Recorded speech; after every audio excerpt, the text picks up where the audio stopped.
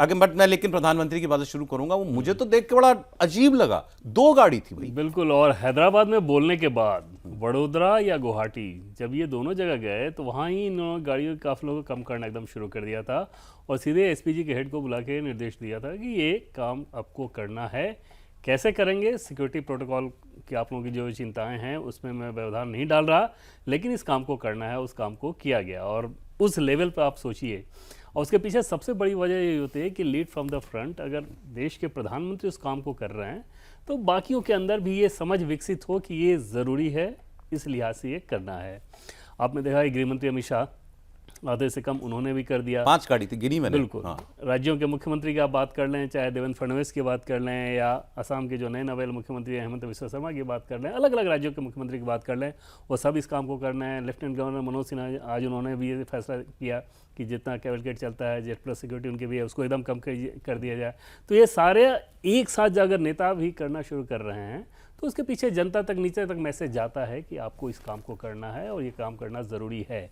दूसरी चीज़ और आप देखें कि पीएम जो कर रहे हैं वो ये कह रहे हैं कि आपको, वो ये नहीं कह रहे हैं कि आपको एकदम मतलब बचत की तरफ जाना है जिससे इकॉनमी पे कोई उस तरह का बर्डन पड़ने लगे। वैसे खर्च आपको रैशनल तरीके से करने हैं जो कि हमारा, जिसे हम फॉरेन से जो हम इंपोर्ट करते हैं, इंपोर्ट बिल कम करें, बस उसको कम करें। वेलफेयर स्कीम में पैसे खत्म कर दिए जाएं, ये कह नहीं रहे हैं। बाकी जो एक्सपेंडिचर होता है, कैपिटल एक्सपेंडिचर, उसको कम करने की बात नहीं कर रहे हैं। सिर्फ इंपोर्ट का जो दबाव है वो कम हो और वो आप कर सकते हैं, इस लिहाज से वो करने को कहा जा रहा है। और पीएम सौरभ जब अभी यूएई जा रहे हैं तो यूएई में उनके जाने के पीछे मुख्य मकसद ही यही है कि एनर्जी सेक्टर के 2 एमओयू साइन होने हैं।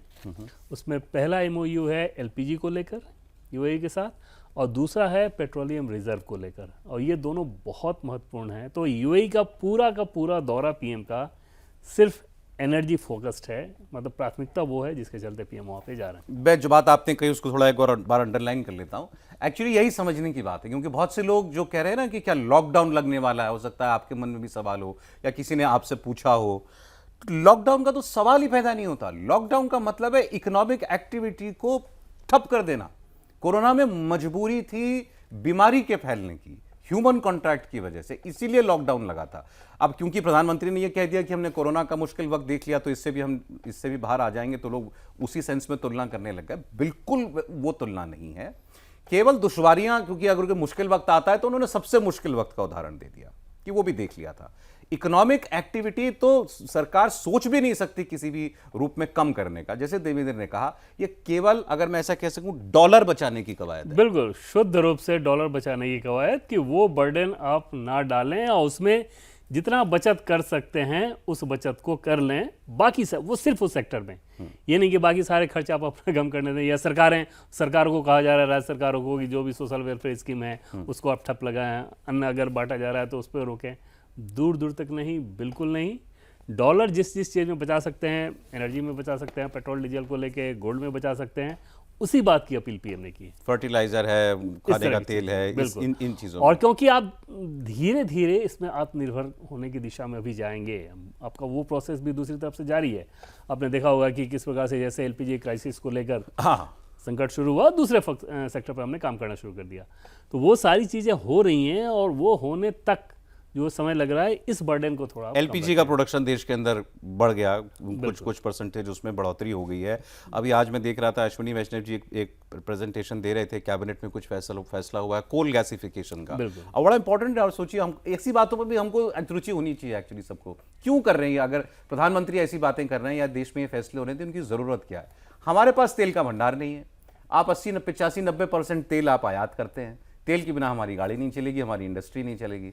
हमारे पास कोयला है, और कितना कोयला है, हम 200 साल तक अपना कोयला खर्च करें तो खत्म नहीं होगा।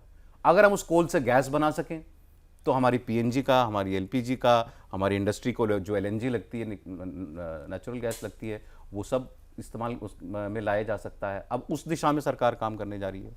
और शुरू से देखें सौरभ, तो जब पीएम 2014 में दिल्ली आए, उसके बाद 2-3 चीज़ों को लेकर उनका फोकस बहुत ज़्यादा था।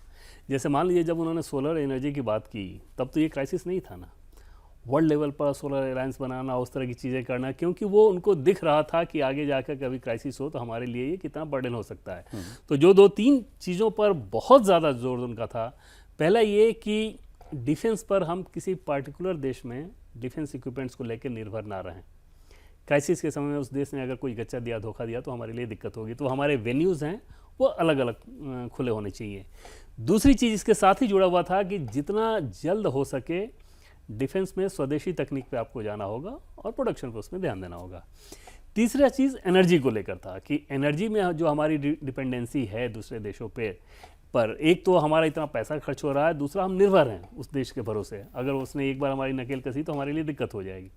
तो उसके लिए हमारे पास क्या वैकल्पिक चीज़ें होने चाहिए, और चाहे आप जैविक खेती की बातें करें या फिर पीएनजी, नए नए वेन्यूज़ खोलना, इलेक्ट्रिक व्हीकल, सोलर अलायंस, ये सारी चीज़ें उसी दिशा में थी कि एनर्जी के मामले में हम लोग सेल्फ सफिशिएंट बन जाए। और इस पर्टिकुलर क्राइसिस को लेकर अगर आप देखें तो जैसे ये क्राइसिस शुरू हुआ, पीएम ने जो पहली मीटिंग ली थी उसमें ये कहा था कि जिन देशों से ये प्रभावित हो रहा है उसके अलावा जितने वेन्यूज़ हो सकते हैं आप उन सबको देखें और वहाँ से उस पर काम करना शुरू करें कि वहाँ से हम कैसे ला सकते हैं। लेकिन वो महंगा पड़ता है, टाइम लगना है, लेकिन उन सारी चीज़ों को किया गया।